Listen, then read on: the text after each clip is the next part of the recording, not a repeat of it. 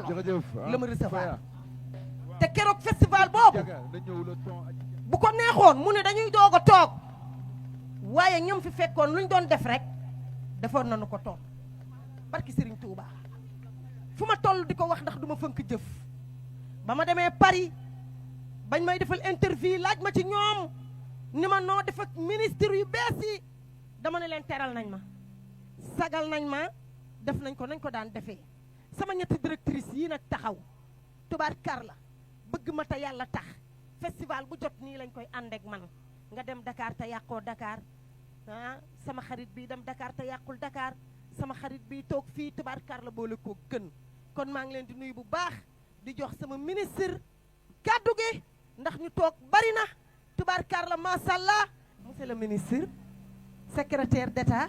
Bakary mu baax mi tubaarkar la macha allah la jantal macha allah tubaarkar la neex ree neexu sourire il est beau il est joli il a respecté mon parole loo wax daf nga ko tàccul leen ma sama jantal maan bi waaw kañ wax amul coow amul man kii rek laay topp. salaamaaleykum mbokk yi balaa ma lire sama discours ci français dama bëggoon rek sànni ci ay kàddu ci wolof maa ngi leen di nuyu di leen sant autorité yi fi teew muy suñu frère Touré bu jóge Gambie ñu ngi lay nuyu ak ñi nga àndal ñu ngi nuyu it auto yi nga xamante ne xëy na xàmmewuñ leen ñu ngi ci biir tey monsieur le maire waxoon naa ko dinaa ñëw semaine bi passé rek dañu nekkoon ndax ministère bi semaine bii la fi gëj ñëw woon pour waxtaan ak directeur centre culturel régionaux yi ngir lu ñuy taxawalee politique territorialisation ci région yi monsieur le maire monsieur le gouverneur teeruñu teeru bu am solo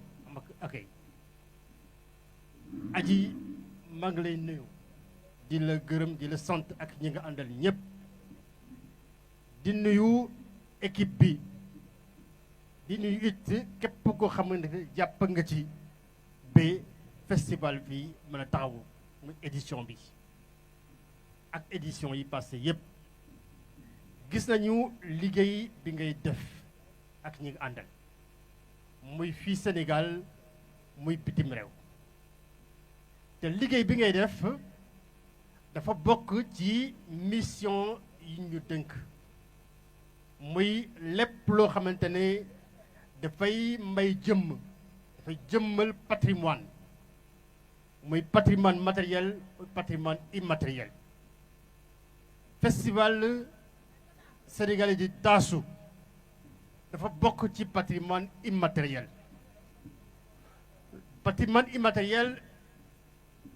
bokk ci li gën a am solo ci yi ñuy sant ndax bokk na ci liy dundal doomu aadama bokk na it du rekk wéy ak fecc rek dafay wax dafay raconter suñu dund Sénégal yi suñu cosaan ak suñu aada waaye dafay yar kon loolu président de la République Bassirou Diomaye Faye ak premier ministre gouvernement bi dañoo may doole bëgg a may doole te ñu ngi ciy liggéey lépp loo xamante ne ci loolu la ndax loolu mooy dundal doomu aadama yi ñu war koo may doole waaye it dañuy taxaw pour loolu it ñu mën koo transmettre xale yi ñu mën koo xam jàng ko jàngaat ko waaye festival bi it ci wàllu économie la aji entrepreneur culturel la ñu ngi ci 14e édition kon liggéey nga fi liggéey bu am solo édition bu nekk ki ñëw ki ñëwul ki teew ak ki teewul am na ci lu mu ko indil de manière directe wala indirecte kon dafa bokk ci doxal économie ñu dugal ko ci li ñuy naan économie créative industrie culturelle et créative ñu war koo jaay ko fii Sénégal jaay ko bitim réew ndax loolu bokk na ci lu ñuy transmettre àddina di ko nawee Sénégal ndax dafay bokk ci li nga xamante ne comme puso la buy ñaw dafay développer sociabilité kon loolu ñu ngi lay gërëm di la sant di gërëm di sant it suñu directrice ak directeur centre culturel régionaux yi nga xam ne ministère bi lépp lu mu def ci biir région yi ci ñoom lañ koy jaarale lépp lu jóge ci région yi war a yegg ci biir ministère bi ci ñoom lay jaar kon ñu ngay ñaan artistes yi fi teew yëpp ak yi fi teewul lépp képp ko xamante ne am nga projet te bëgg it ministère bi accompagner la da nga koy jaarale ci ministère ci centre culturel régional yi ñooy ñuy représenté ak gouverneur yi ci biir région yi comme projet yi nañ ko seetaat bu baax nañ ko taxawalaat bu baax nañuy jël conseil ci centre culturel régionaux yi ñu jàppale leen ñu gën a defaraat projet yi mën ko financer loolu autorités yi taxaw nañ ci bu baax a baax ci lépp loo xamante ne wàllu industrie la wala projet la wala lépp loo xam ne dafay taxawal économie bi ñu gën koo développé maa ngi leen gërëm di leen sant kay mbay ma rek ma ñëw ci français. Mesdames et messieurs, chers acteurs culturels, chers artistes, monde de la culture, monde de l'entrepreneuriat culturel, mesdames et messieurs, je suis ravi de me retrouver parmi vous aujourd'hui à Kaolack, terre de culture et de traditions vivantes, à l'occasion de l'ouverture de la 14e édition du festival Sénégal Tassou Festas. Je voudrais en tout premier lieu adresser mes chaleureuses félicitations aux organisateurs, notamment à l'association La Vérité, pour leur engagement constant, leur résilience et leur détermination à pérenniser ce festival qui, au fil des années, est en train de s'inscrire durablement dans l'agenda culturel régional, voire national. Votre travail est exemplaire. Il illustre parfaitement la dynamique de territorialisation des politiques culturelles voulues par l'État du Sénégal, consistant à faire émerger dans toutes les régions des initiatives structurantes, inclusives et porteuses d'identité. Mesdames et messieurs, le thème retenu pour cette édition 2026, Culture, Tassou et inclusion numérique, est une grande pertinence. Il traduit une ambition forte, celle de concilier la sauvegarde de notre patrimoine immatériel avec les exigences de la modernité et de la transformation digitale.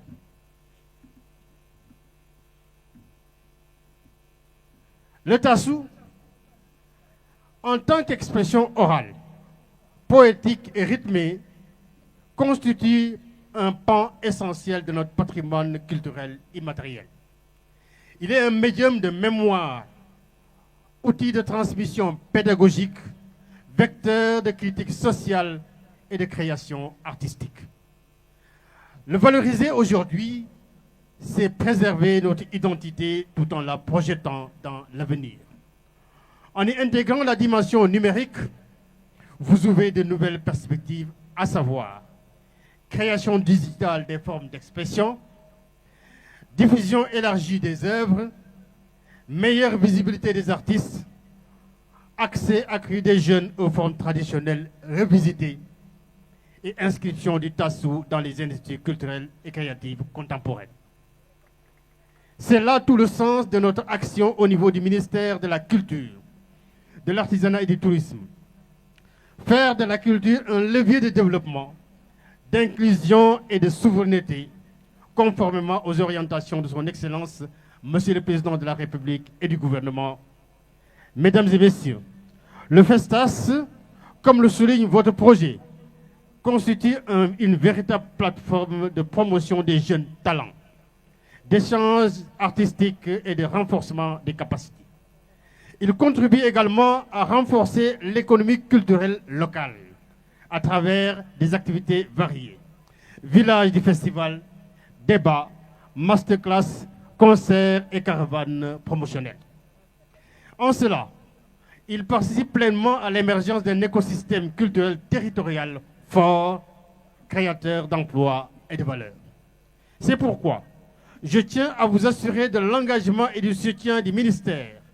Votre demande d'accompagnement a été bien reçue. Nous avons déjà commencé. Une partie va arriver, est déjà arrivée. L'autre partie va arriver. Je puis vous annoncer que les dispositions seront prises pour que le ministère continue à accompagner davantage le festival. Mesdames et messieurs, au-delà de cet appui ponctuel, notre ambition est claire. Accompagner durablement les initiatives culturelles structurantes comme le FESTAS en les inscrivant dans des logiques de professionnalisation,